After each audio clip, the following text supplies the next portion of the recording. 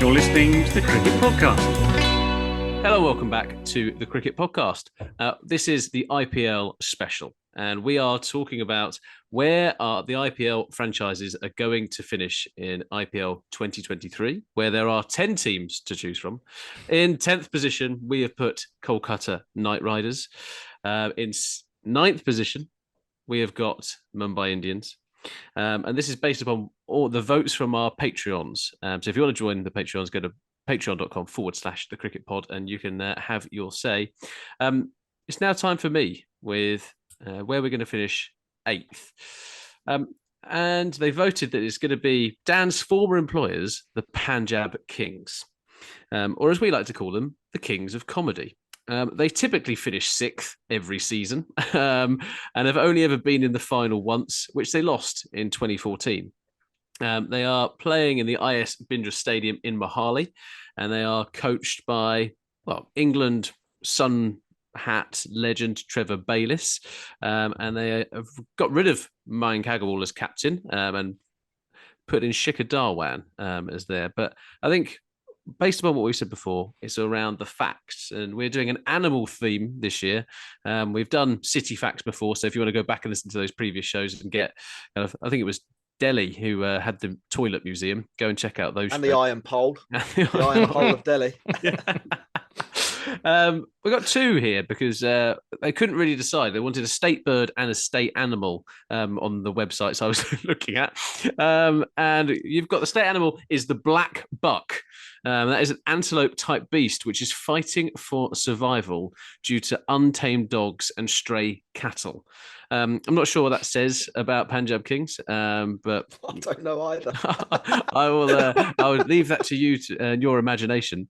But what is good about them is their state bird, which is the northern goshawk. Goshawk. Yeah, goshawk.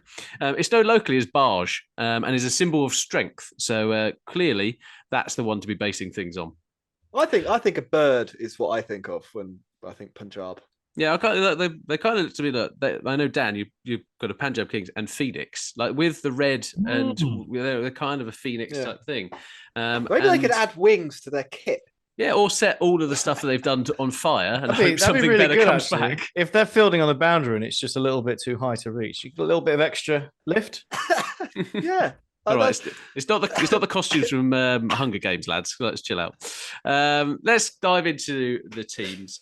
So strengths wise, I think we need to start off with the fact that they're cheapskates. That's a strength. Yeah, I think it just it's they important budget well. It's important to get that up. Yeah, they do.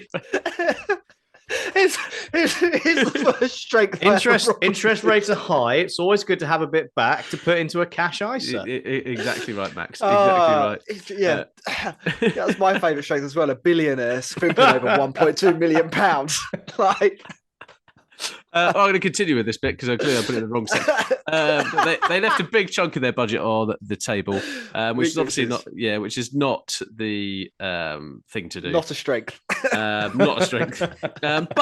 But they do have some things to shout about. They've got the world's most expensive player in Sam Curran, who provides options at pretty much any time with the bat, as well as the ball, can bowl up front, but has typically been used more recently by England, who are the world champions. Let's not forget this, at the death. So I think there's a big tick in the plus column.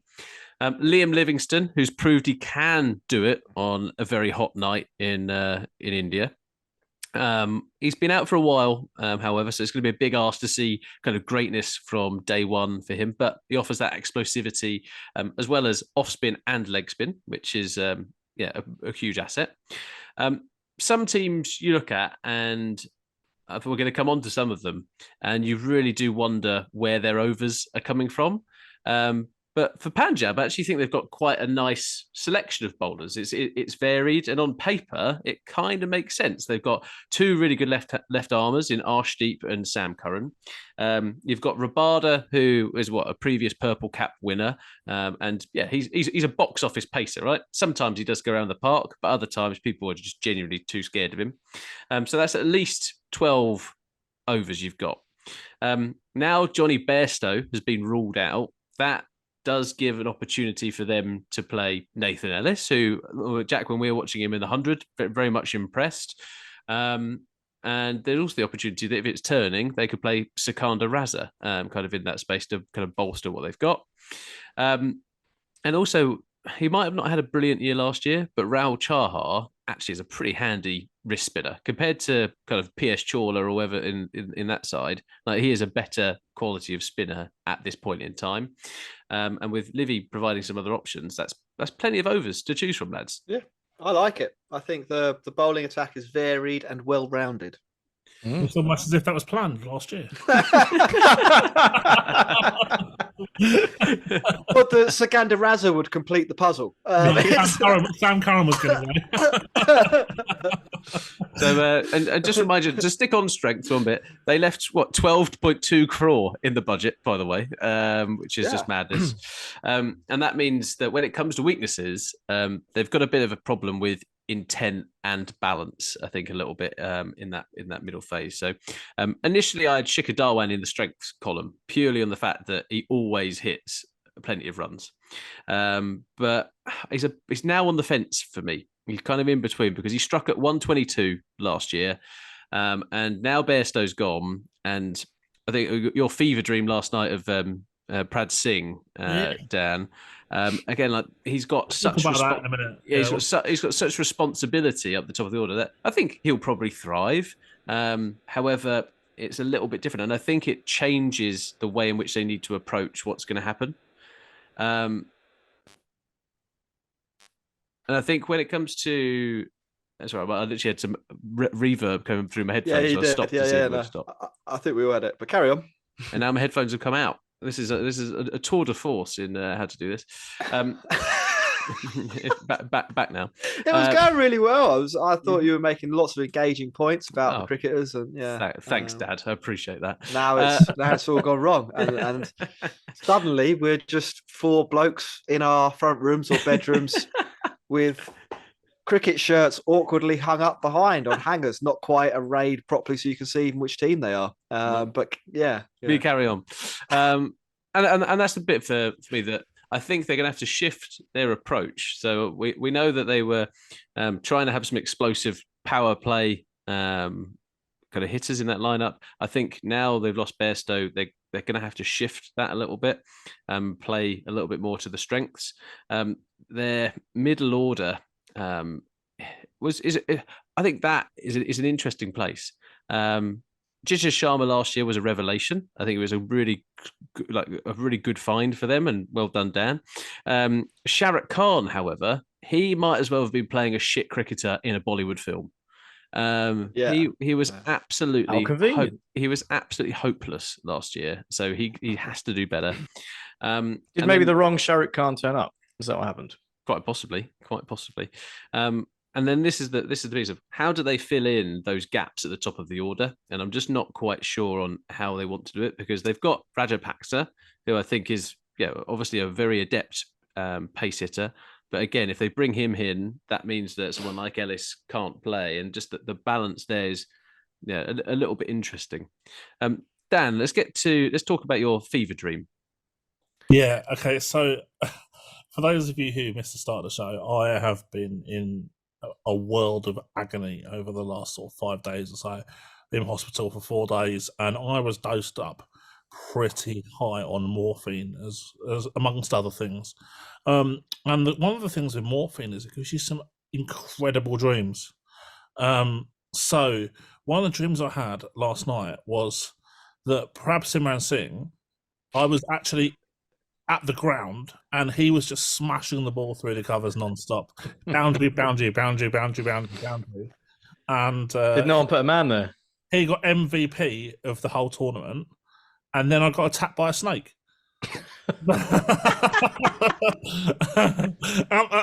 I had another in part of that other dream as well. Another part of that dream, Liam Livingstone wasn't fit to start the tournament, and this is how dreams definitely can't come true, because Punjab Kings had Kyle Mayers as his replacement. He obviously doesn't play for someone. He plays for someone else.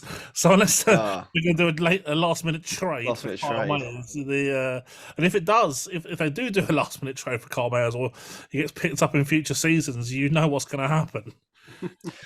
Perhaps going to smack this. I think Punjab are quite. I think they could have a decent season. I have some reservations, but I think, Ross, all your points about the bowling in particular really make sense. I think they've got a well-rounded bowling attack that will work through the phases. They'll take wickets in the middle overs. They should keep it relatively tight at death, and that can be a big factor in the IPL, where teams do a kind of platform building, or do use a platform building strategy quite often. Where I am less convinced, and I think this would be an interesting thing to hear different views on, is how they will go against spin. Now, last season, we were talking about this, and we noticed that they didn't have the best year. I think the averages, Max, when we were looking at them on Crick Metric, the team averages it was something like they averaged 20 and they struck at 115, which is probably the worst in the IPL last year. I'm not 100% sure about that. Subpar. Yeah. They've subsequently lost Agarwal. They've lost Bairstow. Agarwal certainly covered that weakness, or should have covered that weakness. He didn't have a great year last year, obviously, but he was the man that should have prevented that happening. And Bairstow was the second man that could have prevented that from happening. Without both of them in the team, are they a little bit one-dimensional with the bat? That's my question. From my perspective, I think that it's a key consideration. And certainly, when I was envisaging how it might line up last season, Agarwal, Bairstow, Livingston, I thought was an order which could take care of spin. Agarwal, definitely one of the better players of spin among the domestic openers. It was obviously that was an area where there was a problem last year. Bairstow's injury is, it's going to make that even harder. So how they get it right, I think, is critical, because I think I asked for questions for this show today on Twitter, and 100% the most commonly asked question was, what do Punjab Kings do about Johnny Bairstow's injury? And look, from rumours, it was I think they targeted Matt Short, but now I'm hearing that might not be able to go through because he wasn't in the original auction list. So you have to be in the original auction list, I think, to be able to get a replacement player role. There's a few other players who can certainly, I think, fulfill that role. I don't know if these guys were all in the auction list, so I just got run three filters. You got Will Smead if you want a young player. You got Tom Kohler-Kamoff if you want another right-handed wicketkeeper. Same with Josh Inglis. And if you want a sort of more attacking opener and you can push Prab down to 3, you might go for someone like a Chris Lynn or someone like that. I think those are a few options. There's not that much out there, but those are a few names that kind of sprung to mind when looking at some filters. Look, the other option, of course, is that you leave Bairstow. You lose Bairstow, but you play a Tarva Taide, who's a left-hander, makes the top 6 a lot more balanced in terms of those left-right combos and stuff like that. And then that's how you might get a Nathan Ellis or a Sikandar Raza into the team to play different roles. So you might then have, a Rabada, Ellis and Arshdeep, 12 overs from those guys. How good would that be? And you've got Sam Curran, obviously, as well, and Rahul Chahar. That's like locked. That's completely locked. That bowling's completely locked. That's what I would do, I think. I would have say we're going to do a bowling heavy year. We've lost. Really nice argument for that, yeah. I agree with that. The problem for me with that tactic, as valid as it is in terms of what they've got at their disposal, I was just looking at the average first innings scores at the in Mohali, and 178.9 is the average first innings winning score. No. And that's going to be worst. That's going to be tough to get to and defend. We were talking about sort of knock up 160 and try and defend it, which with their bowling isn't out of the question, but maybe slightly trickier at at home than at some venues. 178 isn't the word. I mean, I went through this earlier as well, and I think if you the Chinnaswami's up near 190, I think Wankhedi's in the 180s as well. Eden Gardens definitely is in the 180s. So I think that's probably closer to average than bad. I think with that bowling attack, you could get away with it. The question I actually have, it's not even 170 max. I think 160 is sometimes going to be off the table, especially if Livingston is also potentially that'll be a problem. A lot of it is on Liam. If Livy's not fit, they're in big trouble. Mm-hmm. And we've talked about Fiona. Well, I mean, any side would be, wouldn't they, when two of their star players are injured? So 100%. And I mean, that's the game, right? That is the risks, or not risks you take, because every team takes the same risks, but it's the consequences sometimes of a little bit of bad luck.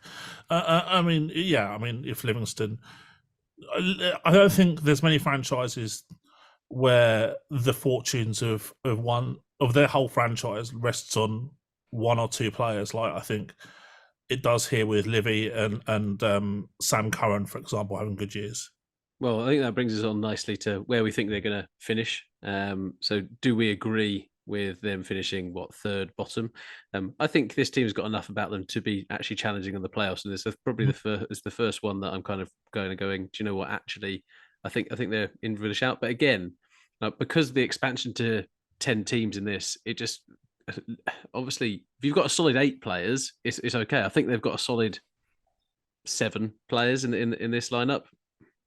I think I don't know if that's that. They've got five good bowlers. They could have 5 good bowlers. Plus, they could have Livingston. Plus, they could have Darwan. And then they need a bit more maybe from Jitter Sharma and Prabhasimran. And it could happen. I think it could happen. I think, in my mind, I said earlier that there's a basement set of teams, and then there's the potentially could make the playoff set of teams, and then there's the I think they're going to make the playoff set of teams. I think these are in the potentially group, and that group's probably 7 teams looking at 2 places. The blob, I think I'm going to call it. In my mind, they probably don't make it, but I can definitely see them in the playoffs. For me, is the team with the biggest potential standard deviation of any team in this whole tournament. I mean, with like a KKR, I would be shocked if they really were fighting in the top few in the table on a consistent basis. But Punjab, they could be bottom or they could be top, and it's so difficult to predict. And like I said, the Livingston fitness thing, and also, like, whether they actually get their decisions right, whether they make the right calls with selection and stuff like that. It's they've got a completely new management group this year, and do the overseas coaches that they've brought in know a lot about the domestic players, their strengths and weaknesses? It could well be that. I mean, I look at the group, and I'm not overly enthused by their recruitment in the mini auction.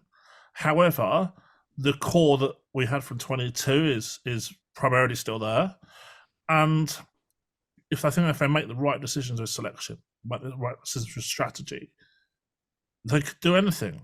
But I think that's far from a given right now.